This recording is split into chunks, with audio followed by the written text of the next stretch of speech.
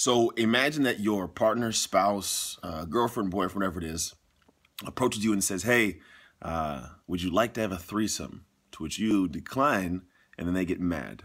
This is something that did not happen to me, but it happened to somebody who watches these, and they asked if I could give my 2 cents, my perspective on this topic in this situation. So this one's an abnormal one, I guess. It's not one you typically would expect to get, but here's my view of this. One, I believe that when it comes to sexual preferences, if you're going to explore, obviously it's best to explore with your partner. That's the whole purpose of being in a relationship. If not, then you shouldn't be in a relationship. So knowing that the person who is asking for certain things, they're just expressing themselves, and that's actually probably a decent thing communication-wise.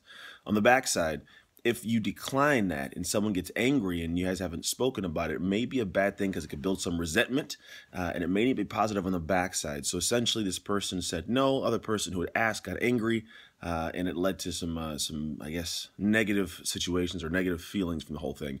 My thing is this: I don't personally believe in doing the whole threesome thing. Never have. Never have done it myself, nor will I ever do it in the future. But I also believe that there's certain people that have different preferences, and I don't believe that it's something that's bad or wrong. It's just different from mine. Good or bad is what it is. So when it gets to a place where this person and you were having situations, one, it's huge to be able to communicate these things, to talk about them openly, but realize that just because you want to do it does not mean your partner is going to want to do it.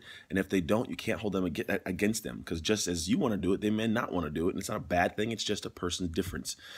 If your sexual, I guess, ideas or desires don't match up, then maybe it's not the right person, or maybe you guys explore new, unique ways to do things. Maybe you ask why you want someone else to join in the first place.